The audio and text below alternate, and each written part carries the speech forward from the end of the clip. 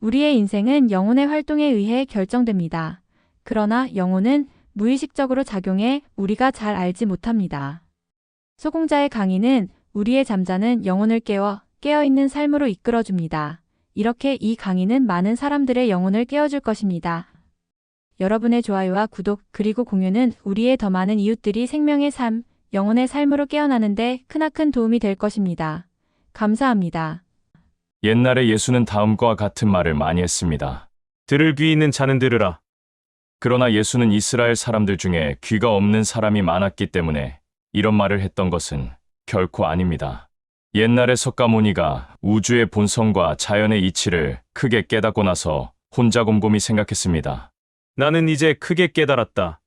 자연의 섭리가 어떤 것이며 우리 인간이 어떻게 스스로 고통을 받고 있는가 하는 것을 나는 알았다. 나는 이제 더 이상 알 것이 없다. 석가모니는 이 세상에 더 이상 살아있을 필요가 없었으므로 그대로 열반에 들려고 했습니다. 그런데 그때 마침 눈앞의 연못에서 한 송이 연꽃이 수면 위로 활짝 피어오르는 모습이 석가모니의 눈에 들어왔습니다. 석가모니는 그것을 보고 자신이 이 세상에 머물러야 하는 이유를 발견하게 되었습니다. 그렇다. 아직 죽어서는 안 되겠다. 수면 위에 나와서 이제 물과 떨어져 더 이상 물과 함께 살 수 없는 그런 사람이 수면 위에서 꽃 피울 수 있도록 내가 도와줘야 되겠다. 석가모니는 자기처럼 자연의 섭리를 깨달을 수 있는 사람이 아직 깨닫지 못하는 안타까움 속에 있는 것을 도와주고 그들이 인간의 차원에서 저지르는 미혹으로부터 벗어나게 해줘야 되겠다는 필요를 느꼈습니다. 그래서 석가모니는 죽지 않았습니다. 그러나 예수 그리스도는 전혀 못 알아들을 사람, 마치 진흙 속에서 피는 연꽃이 진흙인지 연꽃인지조차 구별하지 못하고 또 어디서 어디까지가 나이고 어디서 어디까지가 바깥이며 어디서 어디까지가 섞여 있는 것인지도 모르고 그 안에서 미망으로 헤매고 있는 사람, 주로 그런 사람들을 상대해서 가르쳤습니다. 때문에 예수는 그들의 손에 못 박혀 죽지 않으면 안 되었습니다. 하지만 예수 그리스도는 그런 사람들 가운데서도 마치 수면 위에 꽃 필 수 있는 연꽃과 같은 사람이 없을 수는 없다고 생각했습니다. 그래서 그들만이라도 알아듣고 체험 삼을 수 있도록 말했습니다. 그것이 바로 들을 귀 있는 자는 들으라라는 말입니다. 우리는 지금 예수 그리스도를 잘못 이해함으로써 벌어질 수 있는 잘못된 일들을 다시 한번 생각해보면서 들을 귀 있는 자가 들을 세계가 어떤 것인지를 예수를 통해서 다시 확인하려고 하는 것입니다. 예수가 말했습니다. 나는 눈으로 결코 보지 못한 것, 귀로 결코 들어보지 못한 것, 사람의 마음에 결코 만져보지 못한 것, 사람의 마음에 결코 들어가 보지 못한 것을 너희에게 주겠다.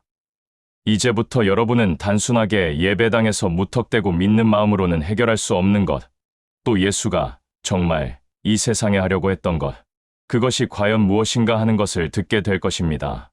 우리는 사실 예수를 믿는 사람들도 아니고 그렇다고 예수를 안 믿는 사람들도 아닙니다. 불교를 보면 지금도 수많은 사람들이 나름대로 수행을 하고 있습니다. 하루에 독경을 1000번씩 하는 사람, 손에 염주를 걸고 관세음보살을 수없이 노래 부르고 있는 사람 등 여러 가지 사람이 많습니다. 그런가 하면 기독교인 중에는 예수를 믿으면 무조건 천당에 간다고 생각하는 사람도 많습니다. 그 사람들은 결국은 전부 다 똑같은 사람들입니다. 그들은 하늘 밑에서 목 놓아 하늘을 쳐다보는 사람들임에는 틀림이 없지만 대부분은 하늘나라에 들어갈 수가 없는 사람들입니다.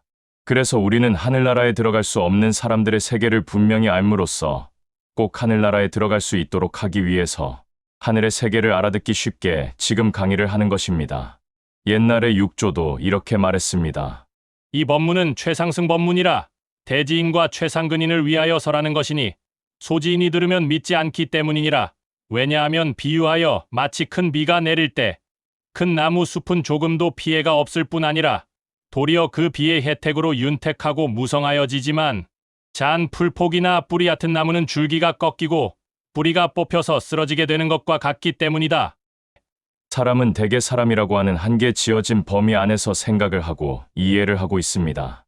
그러나 우리가 진리 그 자체를 이해하기 위해서는 진리를 이해하는 마음에 그 한계를 벗어날 수 있어야 합니다. 그런 사람이라야만 하늘나라에 들어갈 수 있고 바로 그런 사람만이 진리를 터득할 수 있기 때문입니다.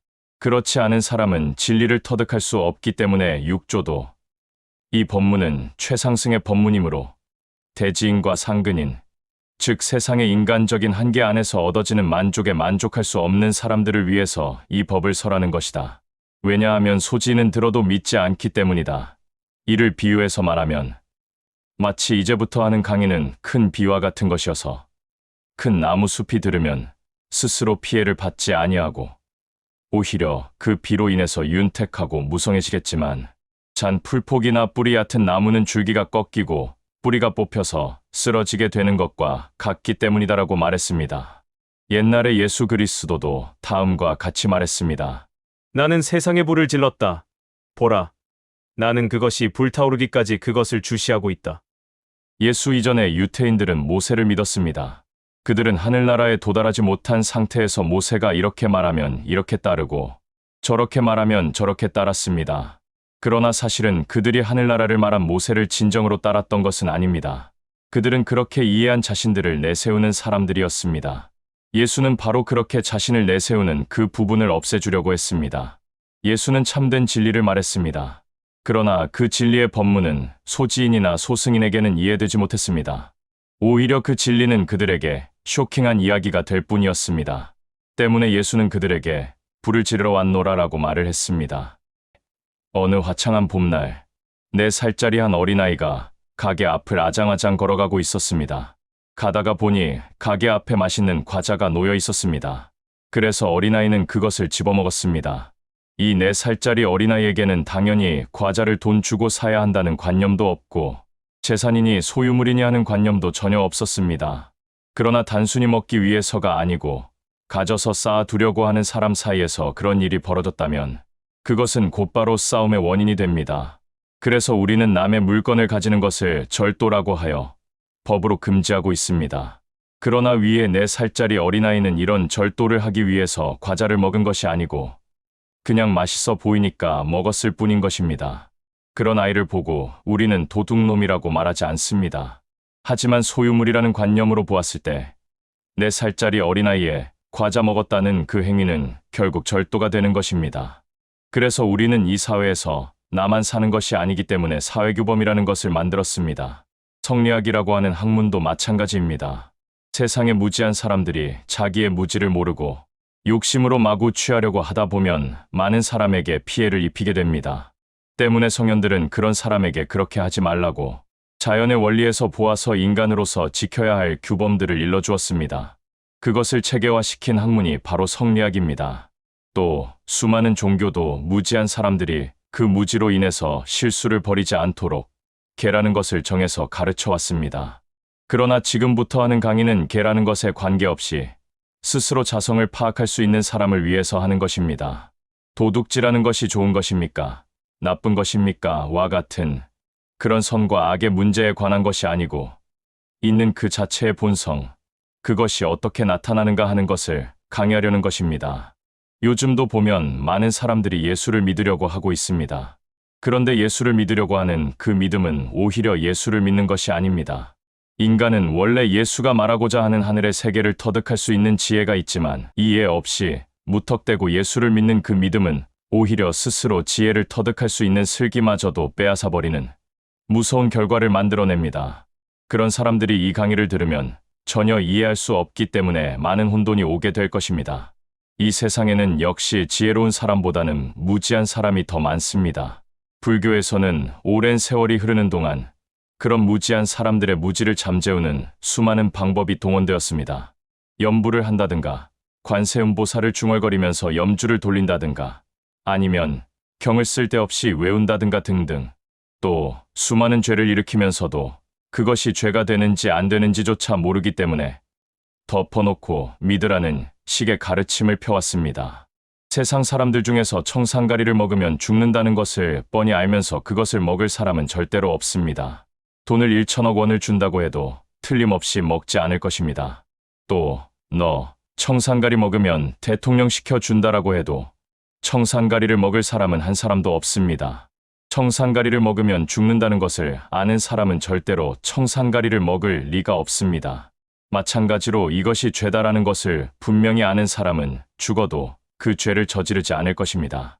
이제 스스로 예수가 말한 본다고 보이지도 않으며 듣는다고 들리지도 않으며 마음으로 만져지지도 않고 마음에 들어갈 수도 없는 것을 터득한 사람은 절대로 마음의 어리석음이나 미혹에 빠지지 않을 것입니다. 그리고 1,000,000원을 얻기 위해서 청산가리를 먹는 그런 욕심 따위는 일으킬 수가 없습니다. 그런 일은 그렇지 않은 사람이 저지르는 것입니다. 얼마 전에 미국의 한 유명한 목사가 어떤 처녀를 간음하여 목사직을 박탈당하게 되었다는 소식이 우리나라 TV에도 보도된 적이 있었습니다. 목사가 그와 같은 죄를 지었다면 그 죄는 틀림없이 죄가 아닐 것입니다. 왜냐하면 목사인 사람이 죄를 알고 죄를 지을 리는 없기 때문입니다. 목사가 미쳤다고 하늘나라 갈 수 있는 길을 알면서 일부러 하늘나라에 가지 못할 짓을 하겠습니까? 그러므로 그 목사는 절대로 죄 지을 사람이 아닙니다. 그런데 또 이상한 것은 여러분도 TV에서 본 사람은 알겠지만 그 목사가 수많은 사람 앞에서 나는 죄를 지었습니다. 하느님, 회개합니다. 하면서 엉엉 울었다는 사실입니다. 그렇게 엉엉 울 바에는 죄를 짓지 말았어야 했습니다. 그 목사는 나는 괜히 청산가리를 먹었습니다.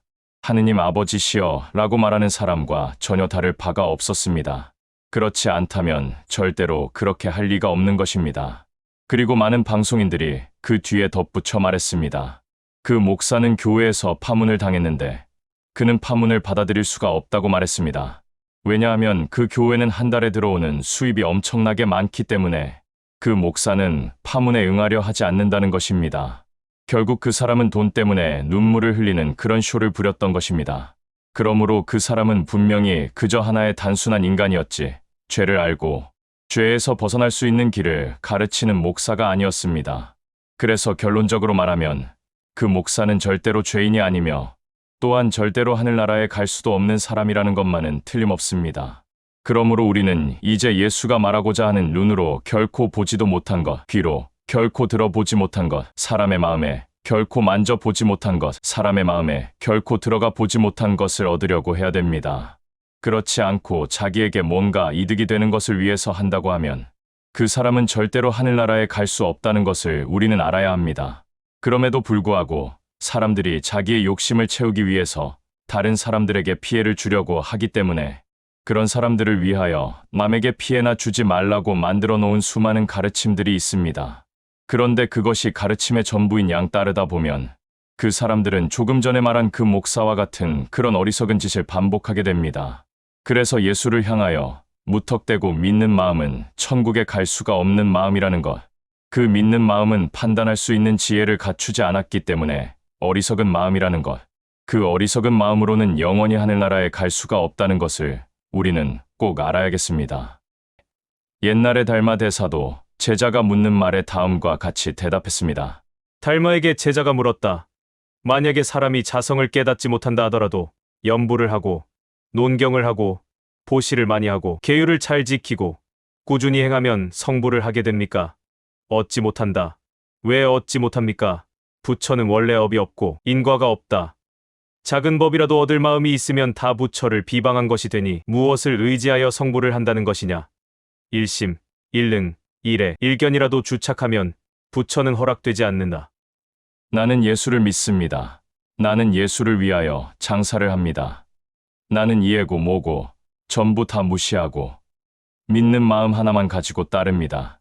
예수를 안 믿는 사람은 전부 다 죄인입니다. 하는 하나의 견해에 주착하게 되면, 즉 그렇게 믿고 있는 마음에만 머무르게 되면 부처는 허락되지 않는다. 결코 자성을 볼 수가 없다. 그렇게 믿고 있는 마음은 절대로 깨달을 수가 없으며 하늘나라에도 갈 수가 없다. 이런 사람들에게 예수는 또 다음과 같이 이야기하고 있습니다. 들을 귀 있는 자는 들으라. 나는 눈으로 보지 못한 것, 귀로 결코 들어보지 못한 것, 사람의 마음에 결코 만져보지 못한 것, 사람의 마음에 결코 들어가 보지 못한 것을 너희에게 주겠다. 그것이 아니다라는 견해는 이미 마음에 들어가 있는 것입니다. 마음으로 이것이다, 저것이다 하여 분별하는 사람은 이미 자성을 얻을 수가 없습니다. 부처는 마음 안에서는 결코 찾아질 수 없습니다. 부처는 지범이 없다. 심성은 본래 비어 더럽고 깨끗한 것이 아니다. 닦음도 없고 증함도 없고 인과도 없다. 부처는 계를 갖지 않고 계를 범하지도 않으며 부처는 선도 닦지 않고 악도 짓지 않는다. 부처는 정진하지 않고 게으르지도 않으며 다만 무작인일 뿐이다. 또 만일 깨닫지 못한 채 늘 무작상을 지으면 이는 큰 죄인이고 어리석은 사람이다. 무기공 가운데 떨어져 혼돈한 것이 술 취한 사람 같다. 좋고 나쁜 것도 가리지 못한다. 석가모니가 말하는 부처나 자성은 예수가 말한 눈으로 보아서 결코 알 수 없는 것, 귀로 들어서 결코 이해될 수 없는 것, 사람의 마음으로는 이해될 수 없는 것, 그리고 사람의 마음에 들어갈 수도 없는 것과 같은 이야기입니다. 표현만 다르게 했을 뿐이지 사실 같은 말입니다. 그 부처나 자성을 얻기 위해서 사람들은 마음 닦음이라는 것을 합니다. 그런데 마음 닦음을 한다는 사람들의 마음속에는 대부분 들어가지 말아야 할 것들이 많이 들어가 있습니다. 우리 센터에 이렇게 물어오는 사람들이 많습니다. 거기서는 하루에 명상을 몇 시간 합니까? 좌선을 몇 시간 합니까? 그렇게 묻는 사람들은 대부분 옛날에 달마가 좌선했다고 해서 벽만 보고 앉아 있거나 또 자성이란 생각 이전에 것이라 했다고 해서 아무 생각도 하지 않으려는 사람들입니다. 사람이 어떻게 가만히 앉아만 있습니까? 요즘처럼 바쁜 세상에 어떻게 앉아만 있습니까? 사람에게 다리가 왜 붙어 있겠습니까? 또 사람이 어떻게 아무 생각도 안 합니까? 무슨 식물인간입니까? 사실 식물인간도 생각은 일어납니다. 의식은 없어도 뇌파는 흐르고 있습니다. 뇌파기에 측정을 하면 파장이 나타납니다. 사람은 뇌가 죽지 않는 한 생각이 끊어질 수가 없는 것입니다. 달마는 그런 사람들을 일러 무기공에 빠진다라고 했습니다. 또 만일 깨닫지 못한 채 늘 무작심을 지으면 이는 큰 죄인이고 어리석은 사람이다. 무기공 가운데 떨어져 혼돈한 것이 술 취한 사람 같다. 좋고 나쁜 것도 가리지 못한다. 무기공에 빠진 사람이 무작심을 지으면 이는 큰 죄인이고 가장 어리석은 사람이다. 그러므로 지금 참선하고 앉아있는 사람들은 큰 죄인이고 예수를 믿거나 염불을 해서 서방정토에 간다고 생각하는 사람들은 끔찍한 잘못을 저지르는 어리석은 사람들이라는 것을 여러분은 잘 알아야 됩니다. 우리가 자성을 밝히는 데 있어서 중요한 것은 어떻게 하면 스스로가 한 계단 한 계단 밟아 올라갈 수 있겠는가 하는 점입니다. 그 점을 처음에는 잘 모르지만 이제 센터 생활을 하다 보면 여러분은 하나씩 스스로 발견할 날이 틀림없이 오게 될 것입니다. 지금 여러분의 차원 안에서는 분명하고 또렷한 바로 이 세상이 없는 것처럼 보입니다. 그래서 예수도 말했습니다. 본다고 보여지지 않으며 이렇게 말한다고 여러분 귀에 직접 들어가지는 것도 아니며 마음으로 이해되는 것도 아니라고 말했습니다. 그래서 여러분이 이 센터 안에서 지내면서 다른 사람을 보고 또 자기 자신을 면밀히 관찰하면서 지내다 보면 비로소 하나씩 스스로 알게 될 날이 올 것입니다. 다음 영상에서 계속됩니다.